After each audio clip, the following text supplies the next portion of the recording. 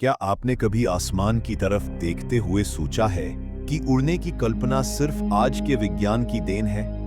क्या हमारे पूर्वज जो हजारों साल पहले नदी किनारे सभ्यताएं बसाते थे, वे सिर्फ खेती, ध्यान और साधना तक ही सीमित थे? या क्या उनके पास भी ऐसे उपकरण थे जो उन्हें जमीन से ऊपर उठाकर बादलों के पार ले जा सकते थे? रामायण के पुष्पक विमान को अक्सर एक कहानी मान लिया जाता है, लेकिन क्या हो अगर वो वाकई किसी ऐसे यंत्र का नाम था जो हवा में उड़ सकता था? क्या विमान शब्द महज कल्पना है या फिर उस खोई हुई तकनीक की एक झलक जिसे हमने खुद ही नजरअंदाज कर दिया? आज हम एक ऐसे विषय की परतें खोलने जा रहे हैं जिसे लेकर या तो मजाक उड़ाया गया है या उसे सिर्फ पौराणिक कथा कहकर किनारे कर दिया गया है। लेकिन जैसे जैसे हम प्राचीन ग्रंथों को गहराई से पढ़ते हैं, वैसे वैसे ऐसे वर्णन सामने आते हैं जो कल्पना से कहीं ज्यादा वैज्ञानिक प्रतीत होते हैं। महर्षि भरद्वाज का विमान शास्त्र, वाल्मीकि रामायण में रावण का पुष्पक विमान, और यहां तक कि महाभारत के युद्ध में दिव्य रथों की क्षमताएं, क्या यह सब सिर्फ रूपक है या वो उस काल के किसी गुप्त विज्ञान की झलक है? क्या ऐसा संभव है कि हमारे पूर्वजों ने आसमान की सीमाओं को छू लिया था, लेकिन समय के साथ वह ज्ञान हमारी पहुंच से दूर होता चला गया? आप इस समय देख रहे हैं एपिक विजडम, एक ऐसा YouTube चैनल जो आपको सिर्फ कहानियां नहीं सुनाता, बल्कि उन कहानियों में छुपे संकेतों और गहराइयों तक ले जाता है। यहाँ हम उन प्राचीन ज्ञान स्रोतों को फिर से जीवित करने की कोशिश करते हैं, जिनके पीछे न तो अंधविश्वास है, न ही सिर्फ श्रद्धा, बल्कि एक खोज है, एक प्रयोग है और सबसे बढ़कर एक जिज्ञासा है। अगर आप उन लोगों में से हैं जो सवाल उठाते हैं, जो इतिहास को केवल किताबों की तारीखों में नहीं बल्कि चेतना की उड़ान में ढूंढते हैं, तो ये जगह आपके लिए है। जब हम विमान शब्द सुनते हैं तो हमारे मन में सबसे पहले आधुनिक हवाई जहाज या अंतरिक्ष यान आते हैं, लेकिन प्राचीन भारत के ग्रंथों में इस शब्द का प्रयोग ऐसी मशीनों के लिए हुआ है जो हवा में उड़ सकती थी, जो अदृश्य हो सकती थी और जो पायलट के मन की गति से काम कर सकती थी। वाल्मीकि रामायण में वर्णन है रावण के पुष्पक विमान का, जो न केवल उड़ता था बल्कि उसकी दिशा भी मन के अनुसार तय होती थी। इस विमान का वर्णन ऐसे किया गया है मानो यह किसी एडवांस्ड टेक्नोलॉजी से बना हो, बिना शोर के उड़ने वाला, हवा में स्थिर रह सकने वाला और अनेक लोगों को एक साथ ले जा सकने वाला। क्या यह सिर्फ साहित्यिक अलंकरण था या फिर उस युग का विज्ञान जिसे हमने समझने की कोशिश ही नहीं की? इसी तरह महाभारत में भी हमें उड़ने वाले रथों का उल्लेख मिलता है, जैसे अर्जुन का दिव्य रथ या कर्ण के रथ की अद्वितीय गति और नियंत्रण। ये सभी वर्णन केवल रोमांच बढ़ाने के लिए नहीं थे, बल्कि इनमें गहरे अर्थ और संभवतः तकनीकी संकेत छिपे थे। इन ग्रंथों में न केवल विमानों की क्षमता का उल्लेख है, बल्कि उनके निर्माण, संचालन और यहां तक कि उनकी ऊर्जा के स्रोत तक की जानकारी दी गई है। क्या यह संयोग है कि दुनिया के कई प्राचीन ग्रंथों में उड़ने वाली मशीनों का उल्लेख लगभग एक जैसी भाषा में मिलता है? अब आते हैं विमानिका शास्त्र की ओर। यह ग्रंथ महर्षि भरद्वाज द्वारा रचित माना जाता है और इसमें 25 प्रकार के विमानों का विस्तार से वर्णन है। इन विमानों के नाम भी बहुत रोचक हैं, जैसे शकुन विमान, सौंदर्य विमान और रुक्म विमान। इनमें से कुछ विमान आकाश में सामान्य उड़ान के लिए थे, कुछ गुप्त उद्देश्यों के लिए और कुछ तो अंतरिक्ष यात्रा के लिए बताए गए हैं। ग्रंथ में उनके निर्माण की सामग्री, इस्तेमाल की जाने वाली धातुएं, ऊर्जा स्रोत और संचालन की तकनीक तक का उल्लेख है, वो भी बेहद तकनीकी भाषा में। इन धातुओं में से कुछ का नाम है तामस, रोहिणी, पिंजला, जो विशेष प्रकार की मिश्रित धातुएं थीं और जिनकी गुणात्मक विशेषताएं हाई हीट रेजिस्टेंस और इलेक्ट्रोमैग्नेटिक एब्जॉर्प्शन जैसी है।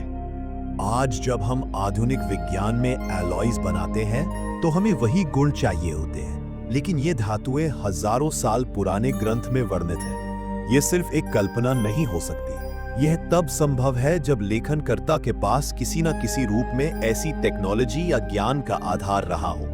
1930 के दशक में एक दक्षिण भारतीय विद्वान सुब्बा राय शास्त्री ने ध्यान के माध्यम से इस ग्रंथ की जानकारी प्राप्त की और फिर इससे प्रेरित होकर कुछ विमानों के मॉडल बनाए गए। बाद में वैज्ञानिकों ने इन मॉडलों का परीक्षण किया और उन्हें उड़ान के योग्य नहीं पाया, जिससे इसे छद्म विज्ञान यानी स्यूडो साइंस कहकर नकार दिया गया। लेकिन सवाल यह है कि क्या हम प्राचीन ग्रंथों को वर्तमान की प्रयोगशाला की कसौटी पर परख सकते हैं? क्या चेतना, भाषा और प्रतीकों की वह गहराई आधुनिक विज्ञान की सीधी रेखाओं में मापी जा सकती है? कुछ विशेषज्ञों का मानना है कि विमान शास्त्र की भाषा इतनी प्रतीकात्मक और बहुत स्तरीय है कि उसे सिर्फ शाब्दिक अर्थ में नहीं समझा जा सकता। विमान संभव है केवल यांत्रिक मशीन न होकर चेतना की किसी ऊंचाई का प्रतीक हो, एक ऐसी उड़ान जो केवल शरीर की नहीं, आत्मा की भी हो। जिस तरह से योग, प्राण और ध्यान की भाषा को वैज्ञानिक प्रयोगशालाओं में पूरी तरह नहीं मापा जा सकता, उसी तरह विमान शास्त्र भी चेतना के स्तर पर विज्ञान को छूता है।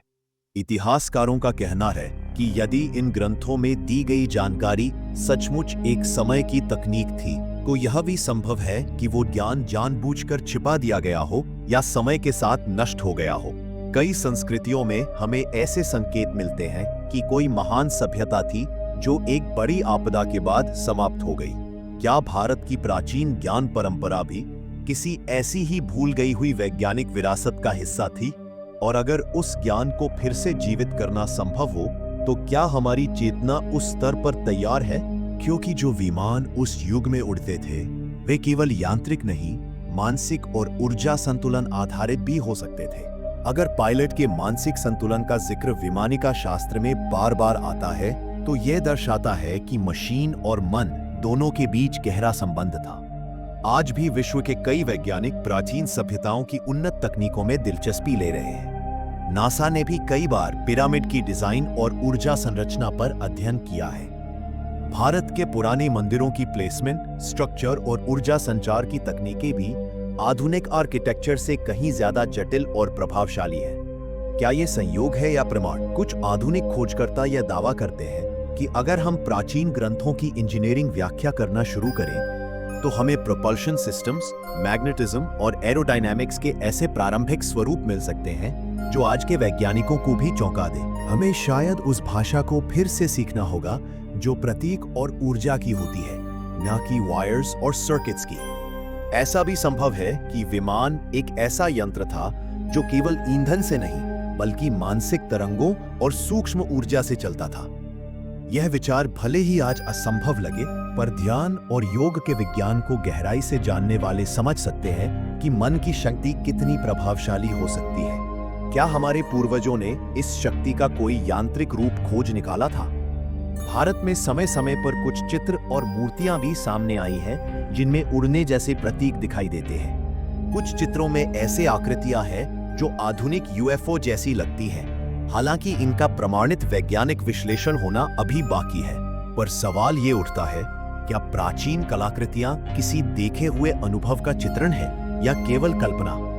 यदि हम अपने ज्ञान, चेतना और दृष्टिकोण को फिर से खोलें, तो संभव है हम ऐसे रहस्य पाले जिनका उत्तर आधुनिक विज्ञान भी नहीं दे सकता। विज्ञान और अध्यात्म जब एक हो जाते हैं, तो ऐसी नई संभावनाएं खुलती हैं जो कल्पना से भी आगे होती हैं। तो जब हम पूछते हैं कि क्या प्राचीन भारत में उड़ने वाली मशीनें थी, शायद हम दरअसल ये पूछ रहे होते हैं, क्या हम फिर से वैसी चेतना तक पहुंच सकते हैं? अगर उत्तर हाँ है, तो उस उड़ान की शुरुआत आज इस सोच से ही हो जाती है। कभी कभी इतिहास कहानियों के रूप में नहीं, बल्कि संकेतों के रूप में सामने आता है। यह संकेत हमें बताते हैं कि हमने बहुत कुछ खोया है, लेकिन खोया हुआ सब कुछ मिटा नहीं होता। विमान शास्त्र जैसे ग्रंथ चाहे आज की वैज्ञानिक कसौटी पर खरे न उतरे, पर वे एक दिशा जरूर दिखाते हैं, एक ऊंचाई जहां विज्ञान और चेतना एक साथ चलते थे। जब हम इन ग्रंथों को श्रद्धा नहीं, बल्कि खोज की भावना से पढ़ते हैं, तब हमें पता चलता है कि हम सिर्फ इतिहास नहीं, संभावनाओं को भी पढ़ रहे होते हैं। हो सकता है हमारे पास आज वो विमान ना हो, लेकिन अगर हमारी जिज्ञासा, हमारा विश्वास और हमारी चेतना फिर से उड़ान भरने को तैयार हो, तो वह भविष्य ज्यादा दूर नहीं। अगर इस वीडियो ने आपके भीतर भी एक सवाल जगाया है, एक हल्की सी आहट जो कहती है, क्या ये सच हो सकता है, तो इस वीडियो को जरूर लाइक करें और अपने विचार नीचे कमेंट करें। क्या आपको लगता है विमान शास्त्र एक सच्चाई का दस्तावेज है, या फिर यह सिर्फ एक रूपक है किसी और गहरी सच्चाई का? और हाँ, इस ज्ञान की यात्रा को औरों तक पहुंचाने के लिए इसे शेयर जरूर करें, ताकि हम मिलकर अपनी भूली हुई उड़ान को फिर से तलाश सकें। आपका साथ इस चैनल को सिर्फ एक YouTube पेज नहीं, बल्कि एक सतत खोज में बदल देता है।